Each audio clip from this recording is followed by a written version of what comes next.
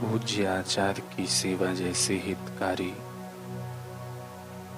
और आत्मोन्नति करने वाली और कोई सेवा नहीं है।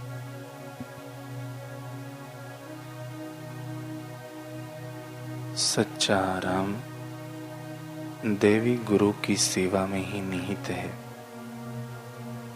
ऐसा दूसरा कोई सच्चा आराम नहीं है। गुरु कृपा से जीवन का मर्म समझ में आता है। किसी भी प्रकार के स्वार्थी हेतु के बिना आचार्य की पवित्र सेवा जीवन को निश्चित आकार देती है। वेदांत की थोड़ी बहुत पुस्तकें स्वतंत्र रीति से पढ़ लेने के बाद यूं कहना कि न गुरु हो न शिष्य है, यह सत्य के खोजी के लिए एक महान भूल है। कभी कभी शिष्य के पापों को हर लेने से गुरु को शारीरिक पीड़ा भुगतनी पड़ती है। वास्तव में गुरु कोई भी शारीरिक रोग या पीड़ा नहीं भोगते, किंतु बहुत भक्ति भाव और तत्परता से गुरु की सेवा करके अपने हृदय को पवित्र बनाने के लिए शिष्य को प्राप्त यह एक विरल मौका होता है। पुण्यशाली आचार्य का उत्तम विचार शिष्य को पार्थिवता और इंद्रिय विषयक जीवन से ऊपर उठाने में सहाय रूप है। स्वामी राम लिखते हैं अपने जीवनी में कि एक नवयुवक के अनुरूप ही मैंने सोचा कि अब मैं स्वयं पर पूर्ण अधिकार प्राप्त कर चुका हूं और मुझे अन्य किसी भी प्रकार की शिक्षा, अभ्यास एवं अध्ययन की आवश्यकता नहीं है। मुझे ऐसा लगा कि मैं भारतवर्ष का अद्वितीय स्वामी हूं। बौद्धिक स्तर पर संभवतः अब मुझसे बढ़कर कोई विद्वान नहीं है और यही कारण है कि मैं अनेक स्वामियों और सन्यासियों को पढ़ाया करता हूं। जब मैंने इस अहंकार से भरे हुए भाव को अपने गुरुदेव के सामने प्रस्तुत किया तो वे मेरी ओर देखकर बोले कि तुम मदमस्त हो गए हो क्या? तुम्हारे इस कथन का तात्पर्य क्या है? मैंने कहा, नहीं, मुझे सचमुच ऐसा प्रतीत होता है। कुछ दिनों के बाद गुरुदेव फिर इस मूल विषय पर आए और बोले, तुम अभी भी मेरे बच्चे हो। तुम्हें केवल इतना पता है कि विद्यालय कैसे जाया जाता है। तुम्हें 4 वस्तुओं पर अधिकार प्राप्त करना है। इन चारों पर स्वामित्व प्राप्त कर लेने के बाद समझो कि तुमने जीवन में कुछ प्राप्त किया। परमात्मा से मिलने और जानने की इच्छा रखो, किंतु स्वार्थी न बनो। क्रोध, लोभ एवं आसक्ति को त्याग दो। क्रोध, लोभ एवं आसक्ति को त्याग दो। नित्य प्रति ध्यान करने का अभ्यास करो। इन चारों का समग्र अभ्यास करने के उपरांत तुम पूर्णत्व प्राप्त कर सकोगे।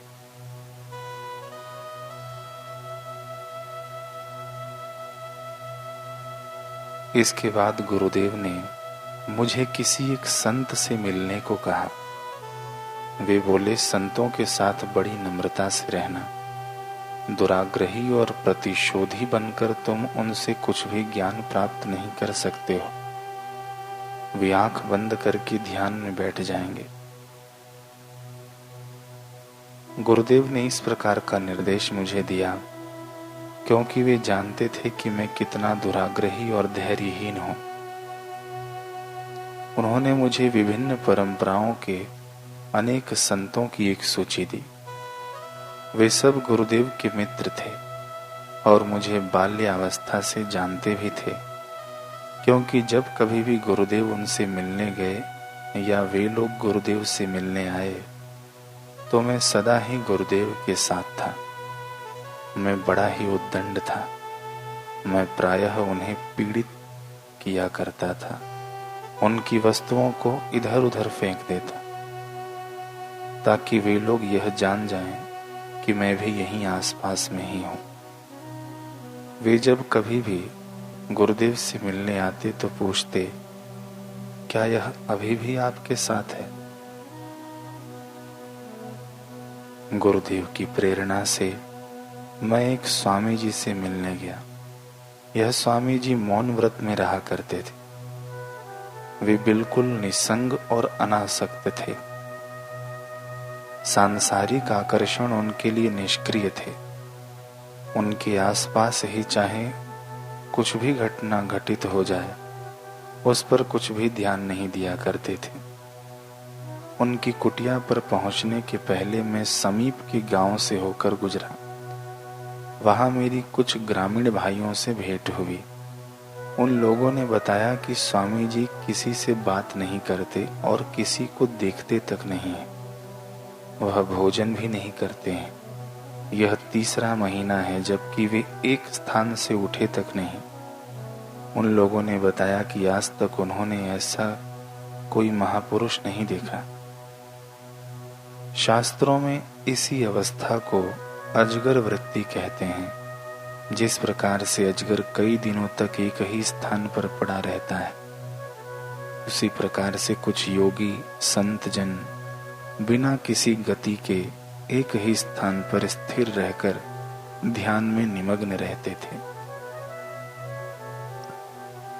जब मैं उनके दर्शन के लिए वहां गया तो उस समय वह एक पहाड़ी पर आंखों को बंद किए मंद मंद मुस्कुराते विश्व सम्राट की भांति एक बरगद के नीचे लेटे हुए थे।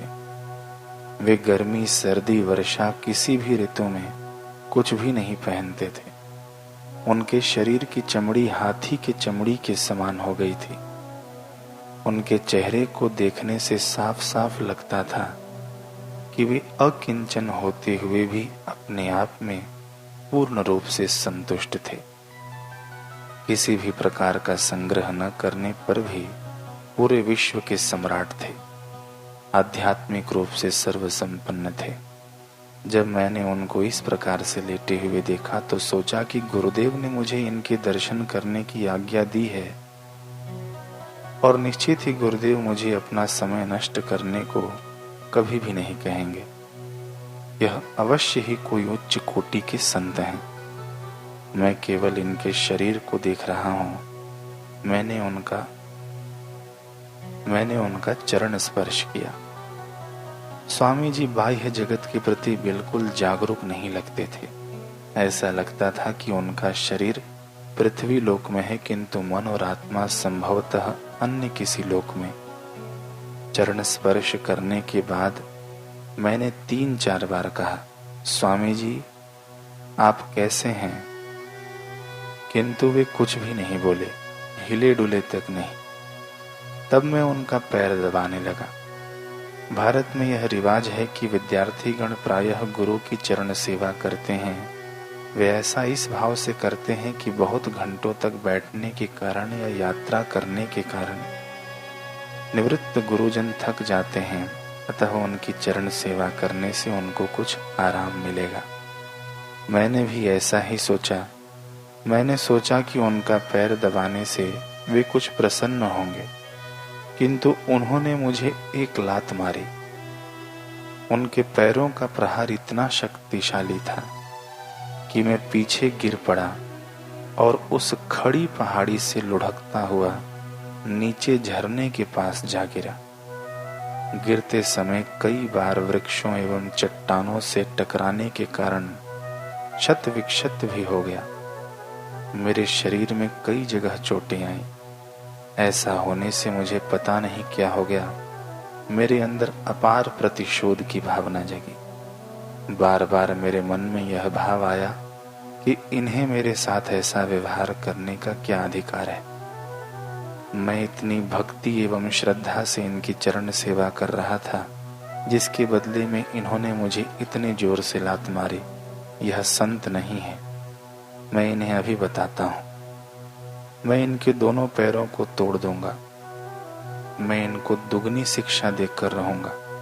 मैंने अपने को शायद कभी भी इतना प्रतिशोध की भावना से उबलते हुए नहीं पाया था। क्रोध और प्रतिशोध की भावना में जलने के कारण मेरी बुद्धि भी नष्ट सी हो गई। भीतर ही भीतर दूषित बुद्धि से विचार करने पर मैं इस निष्कर्ष पर पहुंचा कि संभवतः गुरुदेव ने मुझे इनके पास इनको सबक सिखाने के लिए ही भेजा है। जब मैं क्रोध से चढ़कर पहाड़ी पर गया तो देखा कि वह बैठे हुए मुस्कुरा रहे हैं। मुझे देखकर बोले, कैसे हो बेटे?